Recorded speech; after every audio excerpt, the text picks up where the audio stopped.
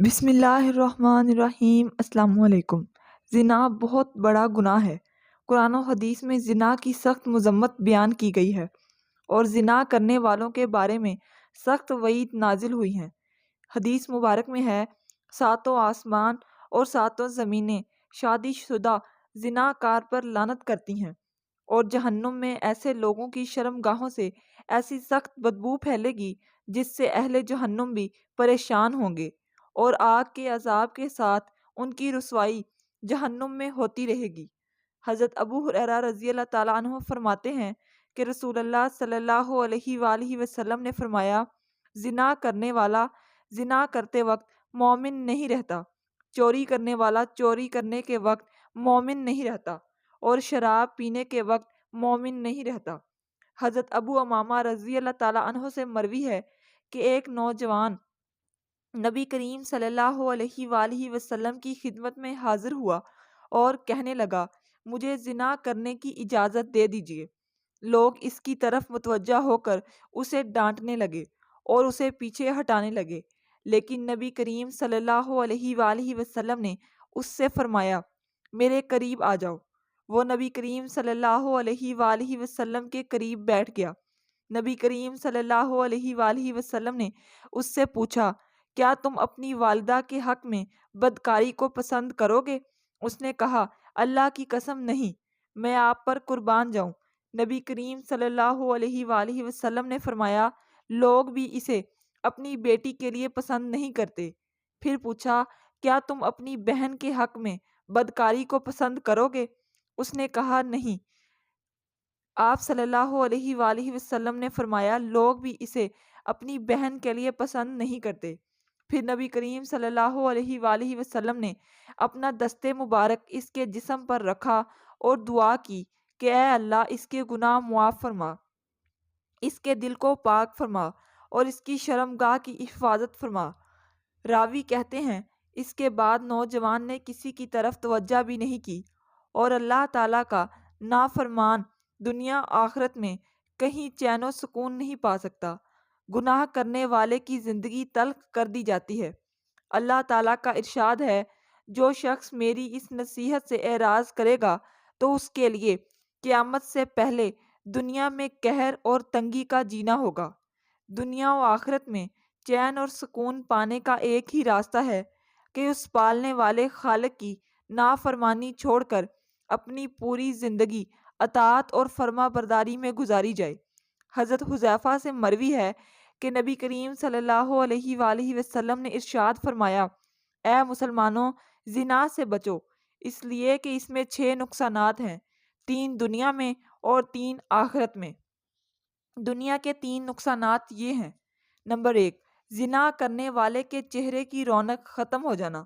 Number 2، آخرت میں پیش آنے والی غربت۔ نمبر 3، عمر کا کم ہونا۔ آخرت میں ہونے والی 3 چیزیں یہ ہیں: اللہ کی ناراضگی، برا حساب کتاب، دوزخ کی آگ۔ ہمیشہ زنا سے چہرے پر بے رونق اور بے نور ہو جاتے ہیں۔ مذکورہ بالا حدیث کی روشنی میں پتہ چلا کہ زنا کرنے والوں کو دنیا میں سخت ذلت و رسوائی سے دوچار ہونا پڑتا ہے۔ ایک دوسرے مقام پر نبی کریم صلی اللہ علیہ وآلہ وسلم نے ارشاد فرمایا، تم لوگ اپنی نگاہوں کی حفاظت کرو، ورنہ تمہارے چہروں کو بے نور کر دیا جائے گا۔ زنا سے فقر و فاقہ اور مسکنت پیدا ہوتی ہے۔ حضرت عبداللہ بن عمر رضی اللہ تعالیٰ عنہ سے مروی ہے کہ آپ نے ارشاد فرمایا، جب حکمران ظلم کرے تو آسمان سوکھ جاتا ہے، جب زکوٰۃ روک لی جائے تو مویشی ہلاک ہو جاتے ہیں، جب زنا کاری پھیل جائے تو فقر و فاقی اور مسکنت عام ہو جاتی ہے۔ اسلامی معاشرے کی پاکیزگی کی حفاظت کرنا، ہر مسلمان کی عزت نفس اور روح کی طہارت باقی رکھنا اور اچھے نسب کے ملاوٹ کی غلاظت سے محفوظ کرنا۔ ابو العاص نبی کریم صلی اللہ علیہ وآلہ وسلم سے روایت کرتے ہیں کہ آپ نے فرمایا، روزانہ آدھی رات کے وقت آسمان کے دروازے کھول دیے جاتے ہیں اور ایک پکارنے والا فرشتہ پکارتا ہے کہ ہے کوئی دعا کرنے والا جس کی دعا قبول کی جائے، کوئی سوال کرنے والا جس کا سوال پورا کیا جائے، کوئی مصیبت زدہ جو دعا کرے اور اس کی مصیبت دور کر دی جائے۔ یعنی آدھی رات کے بعد دعائیں قبول ہونے لگتی ہیں۔ اللہ تعالیٰ ہر دعا کرنے والے مسلمان کی دعا قبول فرماتا ہے، سوائے زانیہ کے، جو اپنی شرمگاہ کے ذریعے غیر مرد کو سیراب کرے۔ زانیہ عورت مرد جو زنا کے ذریعے مرد کا دل بہلائے، پھر اس کی دعا قبول نہیں ہوتی۔ زنا کرنے والے لوگ خود اپنے آپ کو اللہ کے عذاب کا مستحق بنا لیتے ہیں۔ حضرت عبداللہ بن عباس رضی اللہ تعالیٰ عنہ سے کہتے ہیں کہ رسول اللہ صلی اللہ علیہ وآلہ وسلم نے فرمایا، جب کسی بستی میں زنا اور سود عام ہو جائے تو گویا اس بستی کے لوگوں نے اپنے آپ کو اللہ کے عذاب کا مستحق بنا لیا کہ ان پر کسی بھی طرح کا عذاب آ جائے، یعنی یہ ایک ایسا جرم ہے کہ جس کی سزا دنیا میں بھی ملتی ہے اور آخرت میں بھی۔ حضرت انس رضی اللہ تعالیٰ عنہ کہتے ہیں کہ رسول اللہ صلی اللہ علیہ وآلہ وسلم نے فرمایا، دو گناہ جن کی سزا جلدی کی جاتی ہے اور دنیا میں ہی دے دی جاتی ہے، نمبر 1 زنا، اور نمبر 2 والدین کی نافرمانی کرنے والا، ماں باپ کی بات نہ ماننا، اور یہ کہ جو شخص ایسی بیماریوں میں مبتلا ہو جاتا ہے، یعنی زنا جیسی بیماری میں مبتلا ہو، تو پھر اس کا ایمان کیسے رخصت ہوتا ہے۔ اس گناہ کو چھپانے کے لیے جھوٹ پر جھوٹ بولتا چلا جاتا ہے، اور جب کوئی انسان جھوٹ بولتا ہے تو اس کے منہ کی بدبو سے فرشتے اس سے کئی میل دور چلے جاتے ہیں۔ اس انسان سے اللہ تعالیٰ کی حفاظت ہٹ جاتی ہے اور وہ شخص ذلیل ہو کر رہتا ہے۔ دنیا میں بھی ان انسان پر طرح طرح کی بیماریاں اور طرح طرح کی مصیبتیں نازل ہوتی ہیں۔ پھر بڑھاپے میں زنا کرنا اللہ کے غضب اور غصے کو بھڑکاتا ہے۔ اللہ تعالیٰ قیامت کے دن 3 لوگوں سے غصے کی وجہ سے بات نہیں کریں گے، اور نہ ہی اللہ تعالیٰ ان کی طرف نظر کرم فرمائیں گے، اور ان کے لیے دردناک عذاب ہے۔ ایک بوڑھا زانی، دوسرا جھوٹا حکمران، اور تیسرا متکبر فقیر۔ اسی طرح جس بستی میں زنا عام ہو جائے وہاں موت کی کثرت زیادہ ہوتی ہے، قتل کی کثرت زیادہ ہو جاتی ہے۔ پھر اسی طرح کسی بھی غیر حاضر والے شخص پر اللہ تعالیٰ قیامت کے روز ایک سانپ مسلط کر دیں گے۔ عبداللہ بن عمر رضی اللہ تعالیٰ عنہ کہتے ہیں کہ رسول اللہ صلی اللہ علیہ وآلہ وسلم نے فرمایا، جو شخص کسی غیر حاضر آدمی کی بیوی کے بستر پر آ کر بیٹھتا ہے، اس کا انجام اس شخص جیسا ہے جسے قیامت کے روز زہریلے سانپوں میں سے ایک سانپ ڈسے گا۔ ہمسائے کی بیوی سے زنا کرنے کا عذاب آیا، اس کی سزا کسی بھی دوسری عورت کے ساتھ زنا کرنے سے 10 گنا زیادہ ہے، کیونکہ ہمسایوں کے بھی کچھ حقوق ہیں۔ حضرت عبداللہ رضی اللہ تعالیٰ عنہ بیان کرتے ہیں کہ میں نے رسول اللہ صلی اللہ علیہ وآلہ وسلم سے پوچھا، کون سا گناہ سب سے بڑا ہے؟ آپ صلی اللہ علیہ وآلہ وسلم نے فرمایا، یہ کہ تو اللہ کے ساتھ کسی اور کو شریک ٹھہرائے جبکہ اس نے تمہیں پیدا کیا ہے۔ وہ ہیں، میں نے پوچھا پھر کون سا؟ آپ صلی اللہ علیہ وآلہ وسلم نے ارشاد فرمایا، تو اپنی اولاد کو اس اندیشے سے قتل کر دے کہ وہ تمہارے کھانے میں شریک ہوگی۔ وہ کہتے ہیں کہ میں نے پوچھا پھر کون سا؟ آپ صلی اللہ علیہ وآلہ وسلم نے فرمایا، پھر یہ کہ تو اپنے ہمسائے کی بیوی کے ساتھ زنا کرے۔ صحابہ رضی اللہ تعالیٰ عنہ نے بڑے گناہوں سے متعلق دریافت کیا تو آپ صلی اللہ علیہ وآلہ وسلم نے فرمایا، سب سے بڑا گناہ شرک ہے، جسے اللہ تعالیٰ صرف توبہ سے ہی بخشتا ہے۔ بغیر توبہ کے مر گیا تو وہ ہمیشہ جہنم میں ہی رہے گا۔ چنانچہ کسی ایسی جان کو مار دینا جسے اللہ تعالیٰ نے حرام کیا ہو، اس کا مرتبہ بڑے گناہوں میں دوسرا ہے۔ پھر یہ کہ آدمی اپنے ہمسائے کی بیوی سے زنا کرے، کبیرہ گناہوں میں تیسرا درجہ زنا کا ہے، اور اس کا گناہ اور بھی زیادہ ہے۔ عورت سے زنا کیا جائے، وہ ہمسائے کی بیوی ہو، جس کے ساتھ شریعت نے حسن سلوک کی، نیکی اور اچھی صحبت کی نصیحت کی۔ حضرت مقدار کہتے ہیں کہ رسول اللہ صلی اللہ علیہ وآلہ وسلم نے اپنے صحابہ سے دریافت فرمایا، زنا کے بارے میں تمہارا کیا خیال ہے؟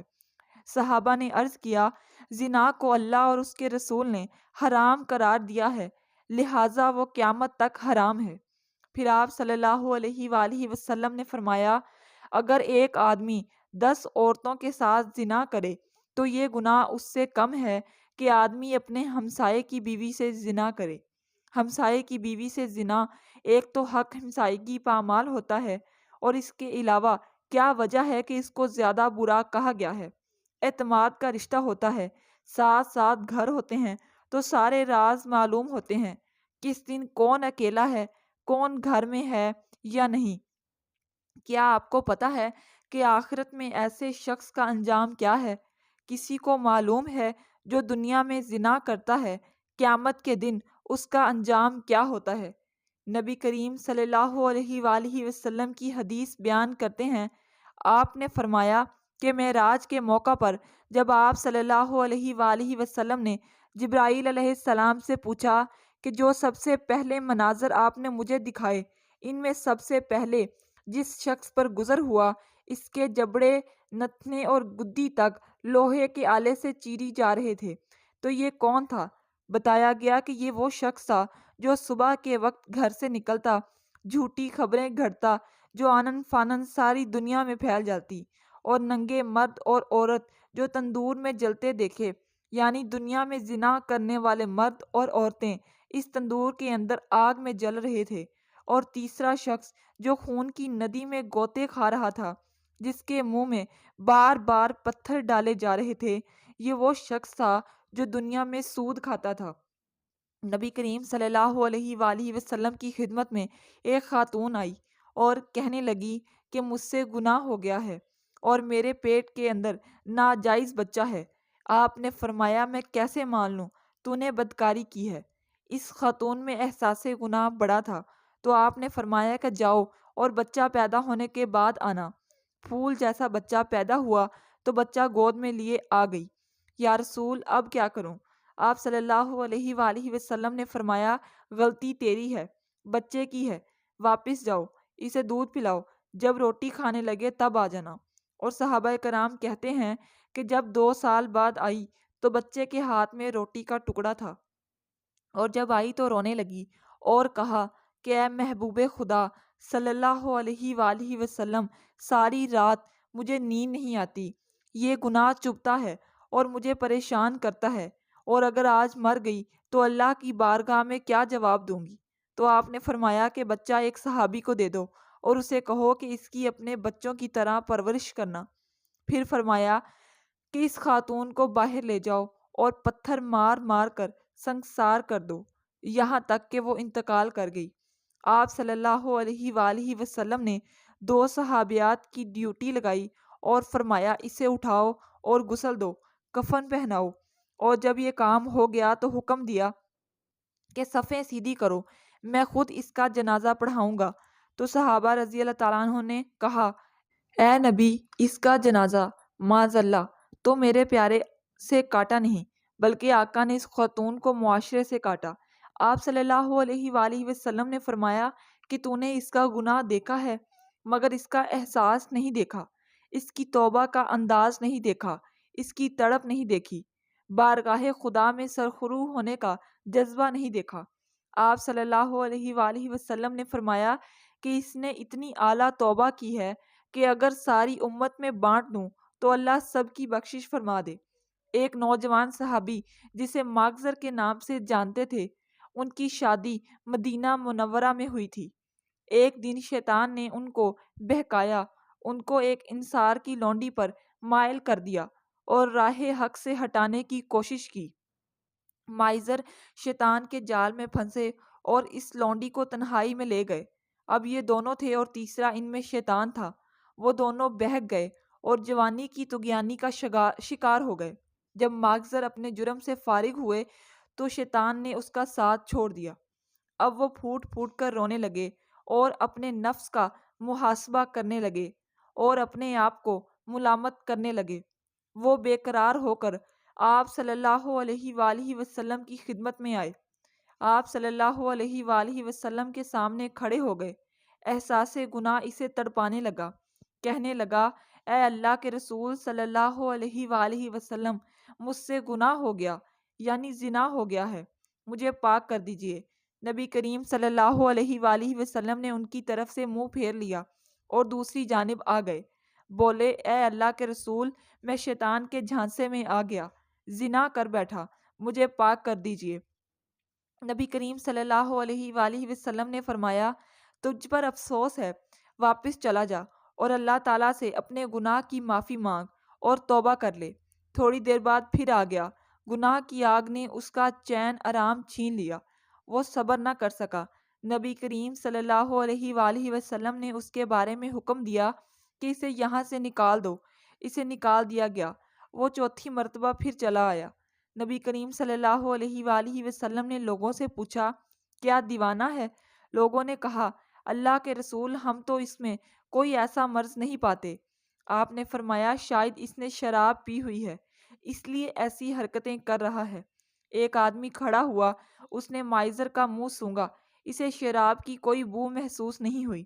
نبی کریم صلی اللہ علیہ وآلہ وسلم نے پوچھا تجھے معلوم ہے؟ اس نے کہا جی پتہ ہے، زنا کسے کہتے ہیں۔ اس ہاں میں ایک عورت کے ساتھ اس طرح حرام کا ارتکاب کر بیٹھا ہوں جسے ایک حلال طریقے سے اپنی بیوی کے ساتھ کرتا ہے۔ آپ صلی اللہ علیہ وآلہ وسلم نے پوچھا اس بات سے تیرا کیا مطلب؟ اس نے کہا مجھے پاک کر دیجئے۔ نبی کریم صلی اللہ علیہ وآلہ وسلم نے مکمل تفتیش کروائی، جرم ثابت ہونے پر حد جاری فرمائی۔ آپ صلی اللہ علیہ وآلہ وسلم نے حکم دیا کہ اسے سنگسار کر دیا گیا تو نبی کریم صلی اللہ علیہ وآلہ وسلم دو آدمیوں کے پاس سے گزرے، وہ آپس میں باتیں کر رہے تھے کہ دیکھو اس آدمی پر اللہ نے پردہ ڈالا تھا لیکن اس نے اپنے آپ کو آپ خود ہی ہلاکت میں ڈال دیا، حتیٰ کہ اسے پتھر مار مار کر یوں ہلاک کر دیا گیا جیسے کتے مار دیے جاتے ہیں۔ نبی کریم صلی اللہ علیہ وآلہ وسلم خاموش ہو گئے، پھر تھوڑا سا چلے، آگے ایک مردہ گدھا پڑا ہوا تھا، اسے دھوپ نے جلا دیا تھا اور وہ پھول گیا تھا۔ نبی کریم صلی اللہ علیہ وآلہ وسلم نے اس گدھے کو دیکھا تو پوچھا فلاں فلاں آدمی کدھر ہیں؟ وہ دونوں بولے اللہ کے رسول صلی اللہ علیہ وآلہ وسلم ہم یہاں ہیں۔ آپ صلی اللہ علیہ وآلہ وسلم نے فرمایا اترو ابھی، جو تم اپنے بھائی کی عزت پامال کر رہے تھے وہ اس گدھے کو کھانے سے بھی زیادہ بدتر ہے۔ مائزر نے ایسی سچی توبہ کی ہے، اگر یہ توبہ امت کے مابین تقسیم کر دی جائے تو انہیں کافی ہو جائے۔ مجھے اس ذات کی قسم جس کے ہاتھ میں میری جان ہے، وہ اس وقت جنت میں ہے۔ اللہ تعالی ہمیں بہتر عمل کرنے کی توفیق عطا فرمائے اور ہمارا خاتمہ ایمان پر فرمائے، آمین ثم آمین۔ ناظرین کومنٹ باکس میں اللہ تعالیٰ کے 99 ناموں میں سے ایک نام ضرور ٹائپ کیجیے۔ شکریہ۔